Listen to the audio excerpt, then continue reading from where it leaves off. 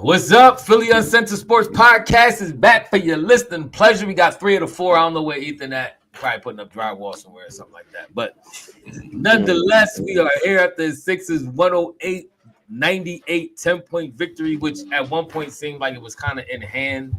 And then Charlotte kept fighting. They're a scrappy team. They kept fighting. They wouldn't die. They wouldn't go away. Even without LaMelo, they actually played pretty tough. But you do see the difference without a Melo type player on that team, even though we did beat them when they had Melo a couple of days ago. But they're still a good team all around. Not a good team, but they're a scrappy team. You know, they fight. But ultimately, they succumbed to the return of Mr. Joel Hans Embiid himself, donning the mask. And sidebar, I'm trying to figure out why he had the mask on during the post-game interview. He's trying to get used to it.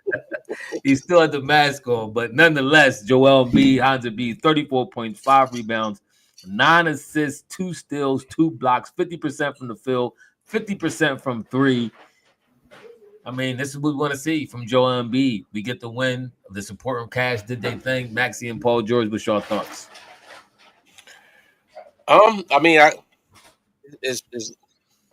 Can't get but so excited about it because they had like 2 of their better players wasn't playing. But it looked like the Sixers to me looked like they tried to use this as a practice at one point. And it kind of like once we got up big, then it's like I'm looking at it's like they were trying to make Embiid to be this playmaker, and he just looks. But it kind of looked like it was forced. You know what I'm saying? Like trying to force him to be a Joker type. He looked good doing a couple passes though. He had a couple nice between the legs, the Maxey and all that. Yeah, but it was like certain times. It's like when he got the ball and he like holding it there and holding it too long. Like we talked about, they work better with the ball moving around faster and everything else. So, but down the fourth quarter stretch, Embiid came back in the game. You know, we thwarted our lead in that third going into the fourth, and then when Embiid came in, he basically was carrying us down the stretch. You know what I'm saying? So, but I did feel like they started doing like some kind of like. I don't know, like if he was just trying to experiment, like this is their chance to get some practice or rhythm together. It looked like they was trying to purposely run certain plays. Like it looked like a practice to me at a certain point, and I think that's how Charlotte got back in it. Okay. Yeah. No, it was Joel's first game back, and he looked good. I was impressed. He had 34 points, 9 assists. That's pretty impressive. 9 assists and 5. He actually only had 5 rebounds, but 9 assists in his first game back was pretty impressive. I like what I saw. He ain't had no rebounds the first half. I don't think he had no rebounds the first half. Okay. So he finished with 31 points. 34. Your mic went muted somehow, Tim. I mean, maybe the podcast guys knew you about to start talking crazy. So yeah. My bad. I don't know what's going on with this mic. It keep doing that, but I'm satisfied with the output from Joel tonight. This is a good win. Even though we know that Charlotte was coming off a back-to-back, just the second half of a back-to-back, and they also a little depleted. But it doesn't take away from him trying to be a creator tonight. I thought Paul George is trying to be a creator tonight. He only scored, I think, 5. Your mic, what you need to do, listen, just disconnect your mic and go off the computer sound. For some reason, your mic is acting on a fritz right now. But go ahead. Next time I do it, I'll do that. And Amazon. One thing I say about Maxey's game is better with Joel Embiid, point blank. When Joel's there, it's easy. He makes it easier for Tyrese Maxey. So overall, good game, solid win from it's not a great team, but it was a team win, and I'll take it. I agree. I think that's with everybody though. I think, any player that's good needs a good complementary player to kind of take the pressure off. The Embiid's game gonna be better when Maxey is on the court or when Paul George is on the court. I thought Paul George, this is kind of what we want to see. What he had 20 some points to. No, not George. I mean Oubre. Oubre actually playing 22. Surprisingly well, 8 for 10 from the field, 80%, 4 for 6 from the 3-point line, which was really nice. Paul George is off. He was 1 for 7. He was 2 for 12 from the field. That's unlike Paul George. That was kind of his Tobias Harris nights. But they creep they ugly head in there every now and then. But Robert Leo, he said he wants to see how we look against Cleveland. The sad part is this is the problem. We don't know how we're going to necessarily look against Cleveland because we're not more than likely. There's not going to be the same team tomorrow. Embiid and Paul George have both openly spoke about not playing back-to-backs. So if they do, this will be a shocker to everybody. I honestly, I think they should because they haven't played enough games to justify them not playing back-to-backs after not playing all these other games. So at a certain point in time, you gotta throw that back-to-back thing out the window, in my opinion. They go ahead and play. It's also a good barometer to see where you at against the best team or the first or second best team in the NBA, especially in the East with Cleveland. Right now, they're playing the team that won the cup, Milwaukee, and they beating them pretty bad. And I give Milwaukee a break. Sometimes you come off them cup runs because people putting it on. What I will say is the players are putting it on into the cup thing. Yeah. So they going hard, and sometimes you get a little, you expending that kind of energy. So they coming off that cup win. I'm not going to hate on them too much, but they getting thrown right now by Cleveland. Yeah. Meanwhile, Cleveland had a whole week off while they was playing through the whole cup, so they tired.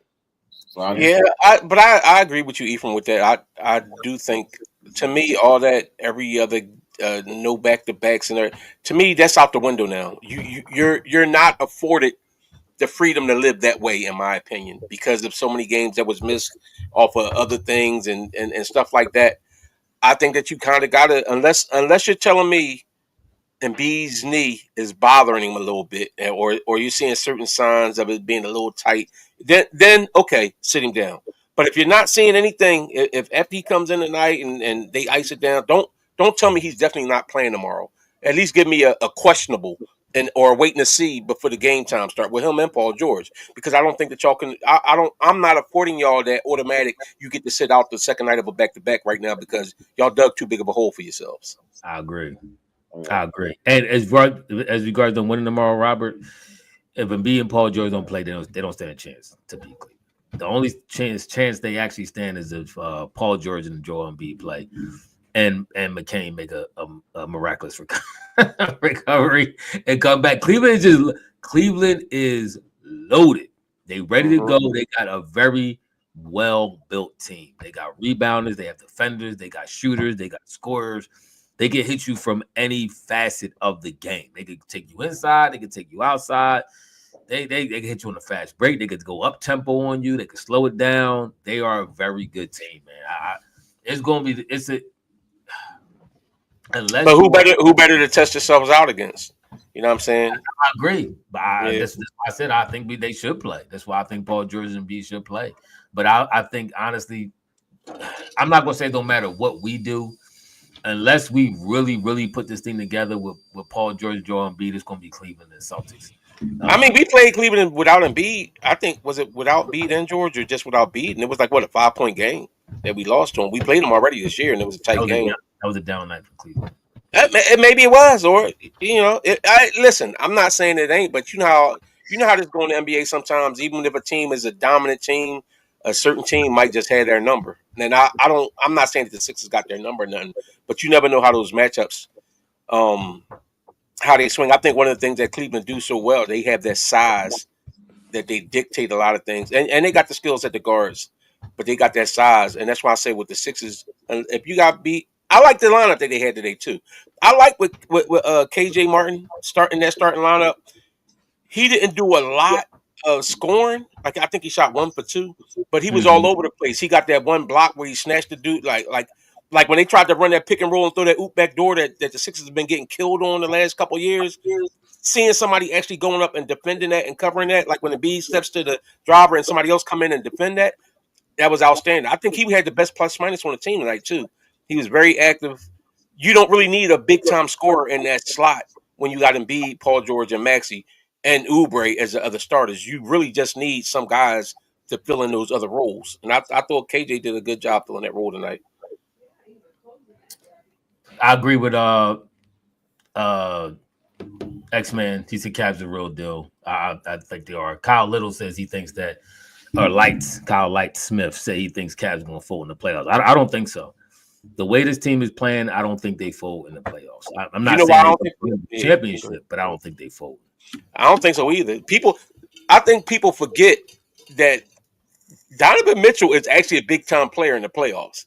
I think he was hurt last year, but don't forget his first year in, they basically had to gag Utah when for Harden and them. They was giving Harden the benefit of every call, and that's why he was complaining about it. And then remember that year when with him and Jamal Murray was going back and forth in that series against Denver. He was dropping 50-point games. Like I don't think that he's a folder in the playoffs. So now you put a legit team around him too. I think they will be tough in the playoffs. His stats right now, last I checked, let me check him again, because last I checked, his stats was incredible. By the way, sidebar, the young boy Ricky Council is finally doing. I want to see this type of consistent play from him. He's been getting some clock. They've been giving Ricky some chances to get busy. He got busy tonight, had 11 points. Actually, I think he shot pretty good. I'm looking at Donovan Mitchell stats right now. He was 4 or 5. He did, but he did hit that 1-3 in the corner too. But he's a young guy though, so I'm fine with that. But his ball handle in the open court is actually kind of nice. The moves that he was making, like driving to the basket, like where he hit the ball with the hezzy with just the left hand, the ball thought he was switching up, and then he went down and dunked on him. He's attacking the basket, but he don't. He got to develop a little bit more skill. He don't play smart sometimes. Like I see him sometimes have an open mid-range and then he'll drive it to the basket into the fence. I see him do this more than once. And I'm like, bruh, he don't trust his skill. I don't think he trusts his skill set yet with that. I think that's what that is. I mean, okay. I agree with you though. You might have a point, and I'm not arguing what you're saying. I'm just arguing if that's the case, how you in the NBA and don't have the skill set to shoot a mid-range jump shot? That's beyond me. Or off the glass, John, or something like these are basic shots. I'm talking about 8 to 10 feet away, and he driving in for he's taking an uncontested 2 and making it a contested layup. I don't understand that. To me, I don't understand that. But so they watch film every day. I mean, at some point, the coaches got to be saying, "Yo, this is what you need to do." We can see it. Everybody can see it watching the game. They showing film. To me, this is a coach's responsibility just as much as. No, I agree. Absolutely. But I feel like they might have been telling him these things. But at a certain point, when a guy is young, you can't overwhelm him with too much. It's like you see what he do where he's good at. He's good at the open court and running down and bringing that energy and everything else. Then it's like, you know what?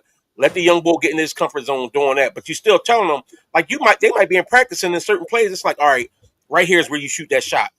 And he might do it in practice, but then when you get in the game, it's like, I see a lane. You know what I'm saying? You go with what's comfortable to you. So I think that he can be developed, though. I think he has raw ability and athleticism. I think it could be worked on. I agree. I hit that like button too. Hit that like button. It don't cost nothing. I appreciate it. I agree. When the bullets is flying, it is. You posted. Bernard McCoy got a stupid chat. When the bullets are flying, I do agree. I mean, sometimes you resort back to your raw athletic ability and not necessarily thinking the game through. But that's the challenge for young players. That's why LeBron was so. I guess when people talk about LeBron, that's why they give LeBron so much credit. When he's a young player, he was a thinker player. Like he thought. Yes, he was light years ahead of where most players were just off the head. Yes. But no, McCoy, shout out to you. He said, fellas, the Cavs are tough because they are now a great passing team and Mobley is on the other level. Their bench is awesome. Will be tough. I agree with that. I agree. This is one of the things I've been saying for the very longest time as far as our situation, where that unselfishness, it has to be a level of unselfishness on the part of everyone on the team, not one, not two. Everyone has to buy into swing that ball and trust that your teammates will get you that ball in return. Until we do that, it's going to be – this is my issue I had with Tyrese Maxey last game. I thought he was just doing a lot of gunning, and there was opportunities where he was dribbling in and it was double teamed, and he was just shooting the ball anyway. I'm telling you, when we learn not to be selfish as a team, we'll go to the next level. But it has to have buy-in by everyone. No, I agree with that, but I actually kind of think that I think they do buy into. See, and this is where, and it's not me making excuses. Sometimes you still have to analyze a situation. It's a lot went on this season. You know what I'm saying? Like where you didn't have guys in there. Like it's certain things and philosophies and stuff that you was working on and theories that you're gonna do, but then nobody's available to be there to work on it at the same time. So it's still a filling out process. You still got to play a certain. No. I'm gonna tell you why it changes it because the same thing with Tyrese Maxey, right? If you're telling him to play into this, passing the ball around to other people, this, that, and other, but then when Embiid ain't there and Paul George ain't there, and he passing to these other guys that can't shoot, then we looking at Maxey like, oh, you supposed to be the one. You supposed to be the one. You got to put up the because you still buying into a system, regardless. But if he's passing the ball to these other guys that aren't making shots and aren't playing well, then we're going to rip Maxey because Maxey's supposed to be that. I would, but if I saw that it didn't happen that way. He didn't pass the ball. He didn't. NYP, know your personnel. At certain points in time, if you playing with Bulls and suspect, you got to take over. I said before them games, you talk about Maxey shooting a lot.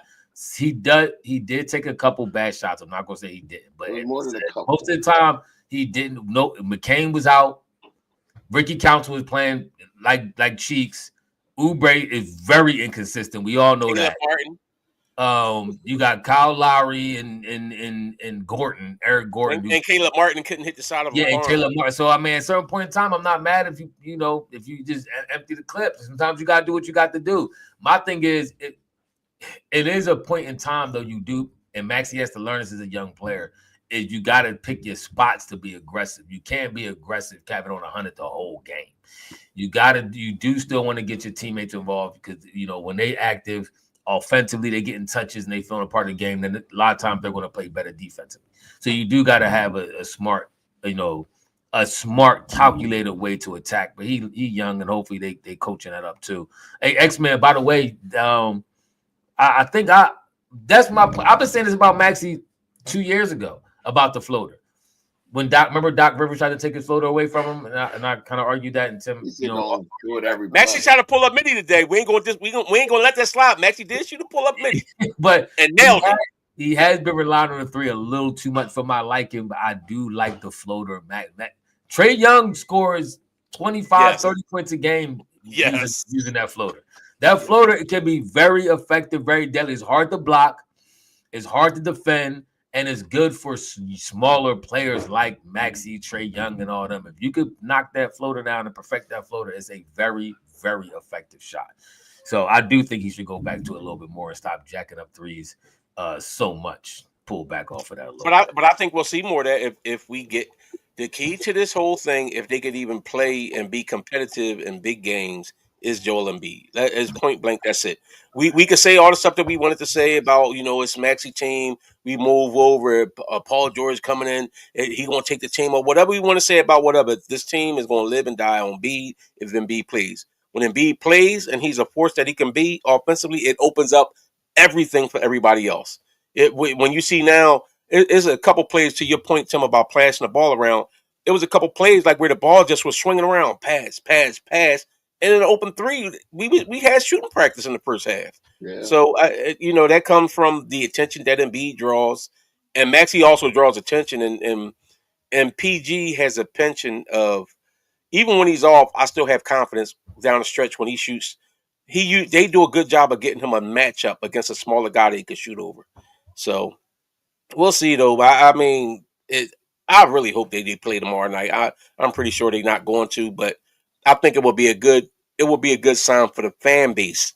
Everything the fan base been through to let them play, even if we lose tomorrow, just at least have them on there. Well, he's not. He probably won't even. He probably not even travel with the team. I think they go to Cleveland. He's probably not even traveling. But we got some big games this week. We got Monday we play the Spurs, and Wednesday we play Boston. So maybe he skips the back-to-back tonight, but we still get a chance to have a matchup. That Wemby, remember he dropped like 70 points on Wemby last year? Yes, he did. So Wemby's going to be looking forward to that game. That's a big game. I mean, Wemby had 34 too that game. Wemby did ball out that game as well. Then that Christmas Day, we played an 8 o'clock game. We got the primetime game, Boston Sixers, Paul George. That's a big game. So I'm not worried about him playing tomorrow because it's two huge games coming up after that game. Yeah. I mean, I still would. I hear what you're saying. I think the fan base has lost confidence, and even the diehard fans like me and some other people, I think they've lost some confidence in the Sixers, the way that they're handling things so far. That's what I'm saying. To me, it'll be a good sign of if Embiid is fine. Now, if he's like, it's a little tender on his knee, or he feeling a little out of sorts or whatever. All right, let him be, quote unquote, soft. I'm not going to call anybody soft that's an athlete that's going out there and doing those things that I can't do, and I don't know what kind of pains and stuff they're playing through. But if that's how it wants to appear to be, if he's not completely healthy, then don't play him. But if it's nothing bothering him right now, at some point in time, you do need to test it out. And you can't. He just had a whole week off. We played like Monday and then Friday. You know what I'm saying? Like we really didn't. He really has had enough time, and it didn't look like his knee bothered him on some of the moves he was making. His last injury was to his face, so it's not like he injured his knee. You're looking at a micro. You got to look at a macro. We want to have a little bit of a run in June. You want to make sure he's available. So I mean, him not playing this one game, where you're not going to in a month. You're not. But see, you keep saying that. You keep saying that about available. Then what? Then no matter what, he can get hurt at any point in time. That's why I say if he's completely healthy and nothing's bothering him, let him play. Here's the thing: is like why keep testing if this is working for him, where he's not sustained. Like he gets injured every year. It's just the bottom line. He's going to get hurt. He's already been hurt. He got a broken face right now. Yes. So I'm just saying this Cleveland game, he's going to play Cleveland again a couple more times this year. He got to play him on January 24th if he plays Cleveland again. He'll get that matchup with Cleveland again before the end of the year. But let me ask you this. Though. If you're saying, all right, I can see if he hurt his knee again. I can see that because running around, you putting that pressure on your knee. The last injury he got was him getting smacked in the face, and it was a sinus fracture. Yeah. So he played. It wasn't no kind of. He didn't get hit and re-aggravate that in no kind of way. So if his knee is fine, and if he's been running on his knee and practicing on his knee and everything, and it's fine, I see no problem with putting him back out there. Putting him back out there tomorrow. Now, if it's some kind. Well, I thought you came back in here with a Santa Claus. You're doing well first.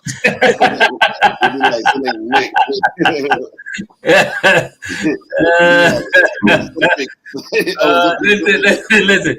We know out of the three of us who would do that. We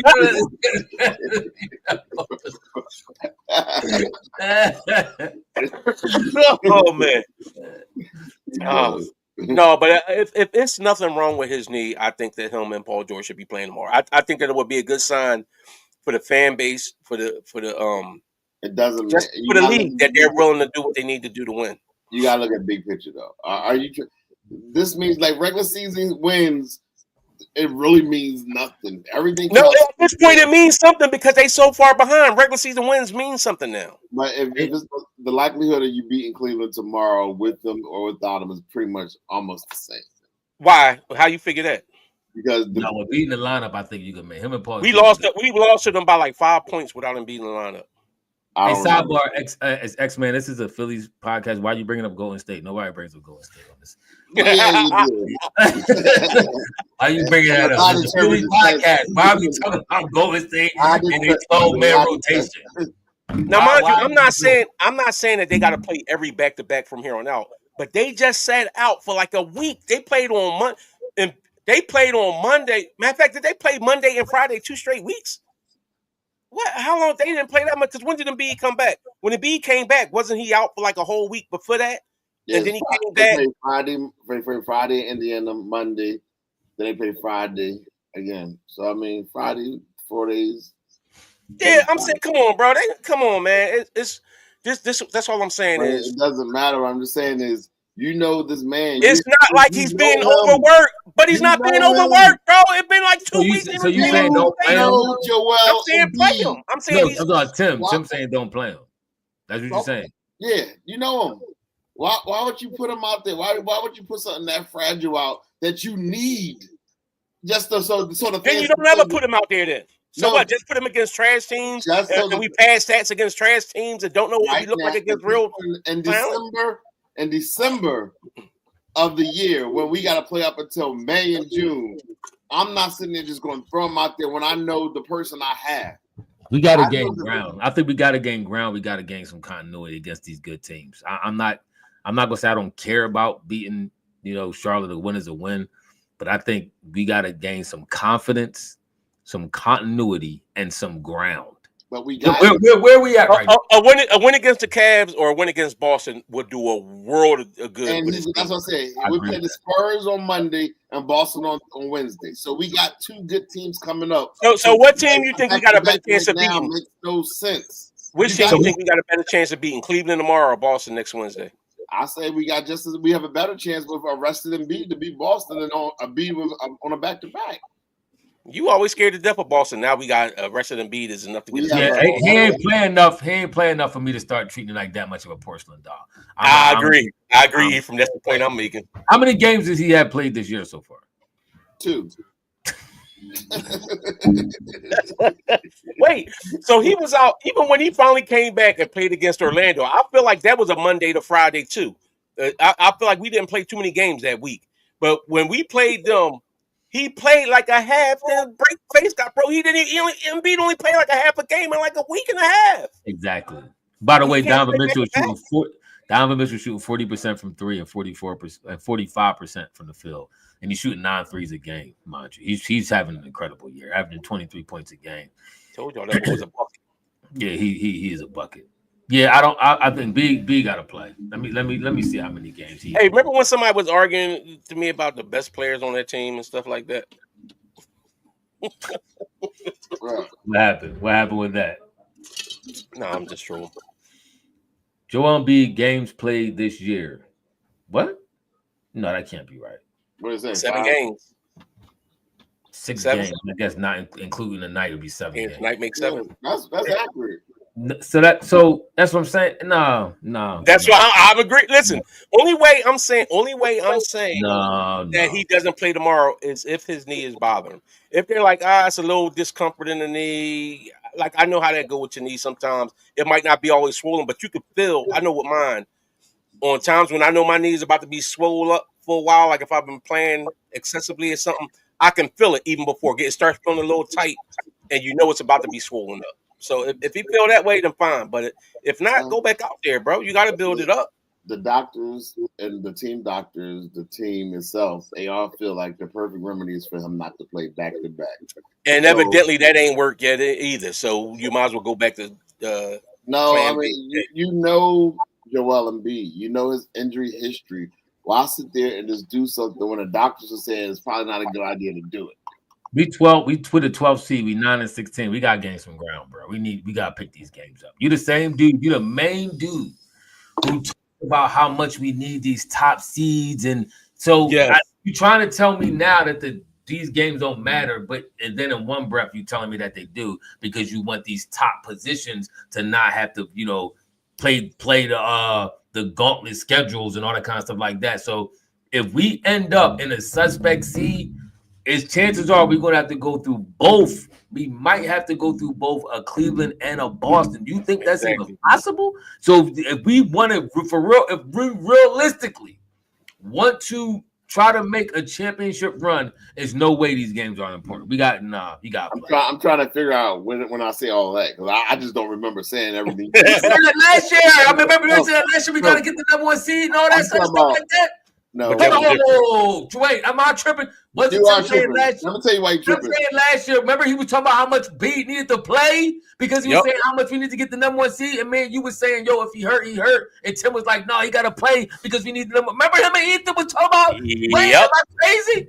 Nope. So now, well, I mean, I ain't gonna say you're not crazy, but in this instance, now that Joel decided, or the doctors have deemed him not right, he didn't play the first few weeks of the season.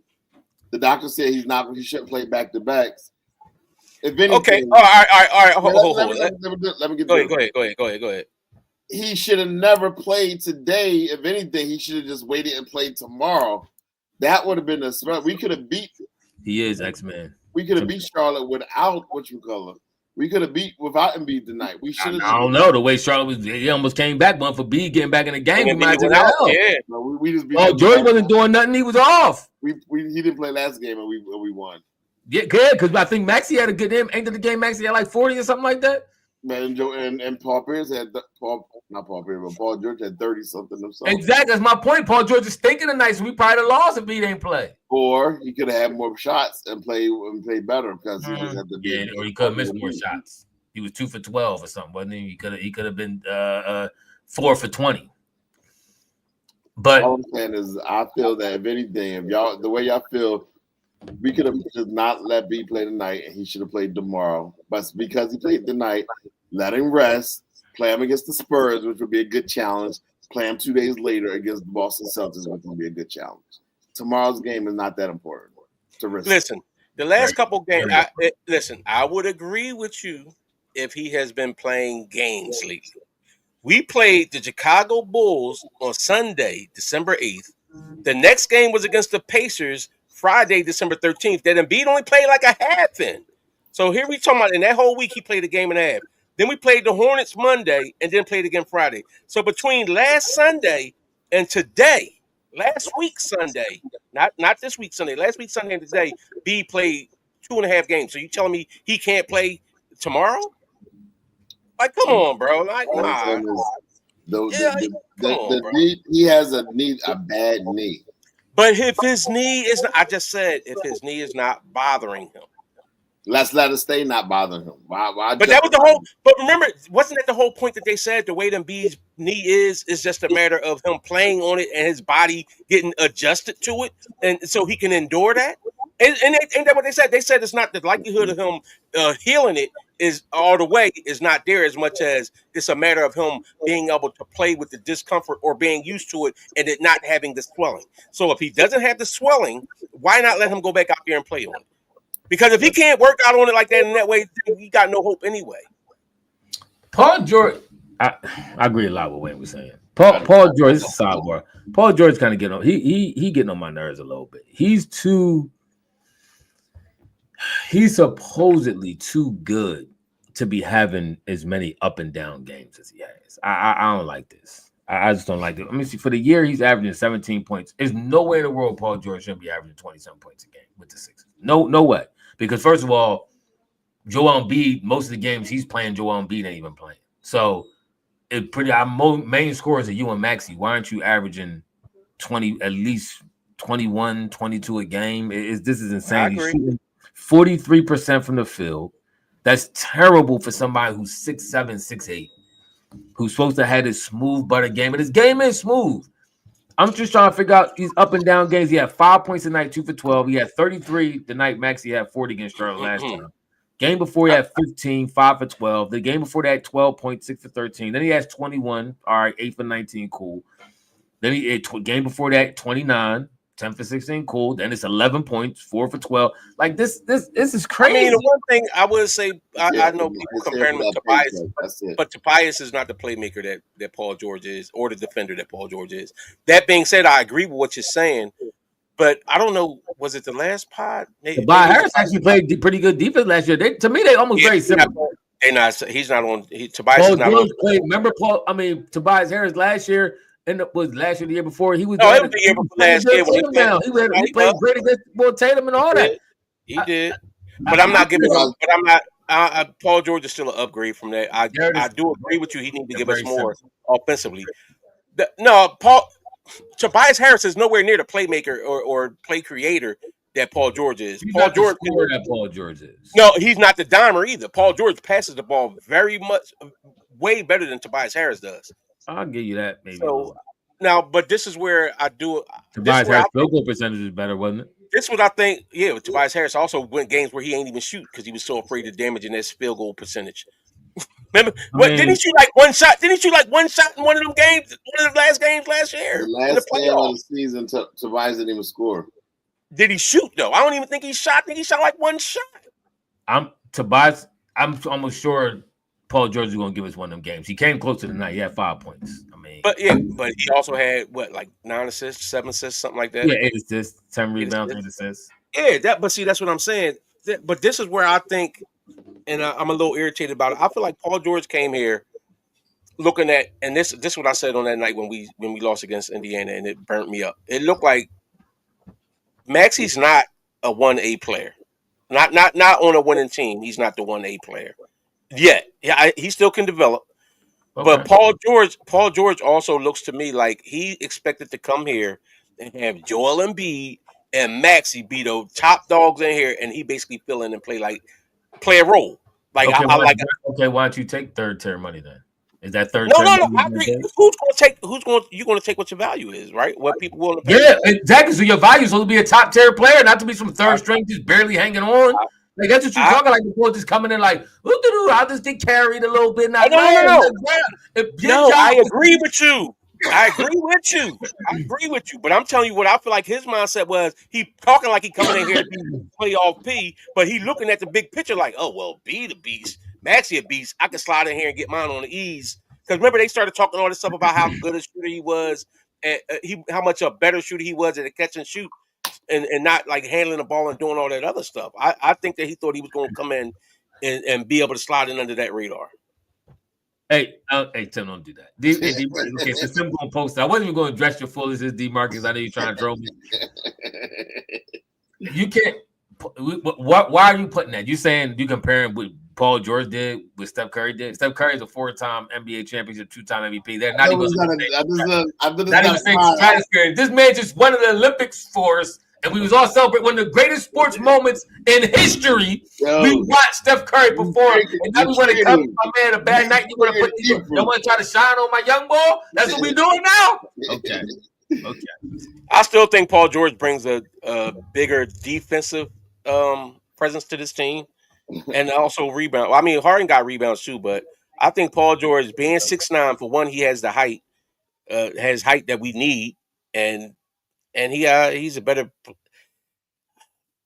He should be better. I agree. He's not playing up. That's all I want to hear you say. I said I agree with you. No, I'm saying I agree with you with that. But to be sitting here and saying like some people saying we'd have been better off with Harden, maybe. But Harden's defense. Let's not forget what kind of defense Harden played. And when we talk about like even Tobias Harris, let's not forget it was certain games where Tobias Harris completely ran away and did nothing. Like he had open 3 looks and wasn't shooting them. For the most part, Paul George is not getting wide open shot attempts for the most part. Tobias Harris would getting the snow treatment sometimes and just not shooting the ball. So he's not as bad as Tobias, but I get what you're saying about the production and numbers. I like the fact that he's a tall wing, athletic. I like that. He, like you said, he's active. He defends. I mean, I know whatchamacallit was talking about him before. What's his name? What's the bull who used to play for the Sixers who was the busted draft pick? The tall, light-skinned bull who was hating on him on his little podcast or something. Evan Turner. I know Evan Turner came at a situation, was saying he saw him and Embiid gonna be the 2 softed players and all that. And I was optimistic that when you hear stuff like that will throw the switch for you to be like, you know what? I'm a dominant. Kind of like what Tatum is doing this year. Tatum felt slighted by Steve Kerr, and I didn't think Tatum could actually turn his game up to another level. Mm-hmm. But boy, was I wrong. He did. Tatum came in locked in. He even changed the way he shot his jump shot, so he's splashing right now. He came locked in on all facets of the game because when you as an athlete, as a PTP primetime player, when you feel disrespected, you say, nah. That's how I knew Ben was going to be trash. When Ben scored that 1 point, Bulls are clowning with the 1 point meme, and he scored in the playoffs against Boston and all that, and he came back with the same game. I said Ben will forever be trash. I'm starting to lean that way for Paul George. I would, and I guess maybe he's been this deep in his career. I should have realized he is who he is. But he is who he is. This what you see. You ain't gonna get. You're gonna get 44, 45% at best field goal percentage.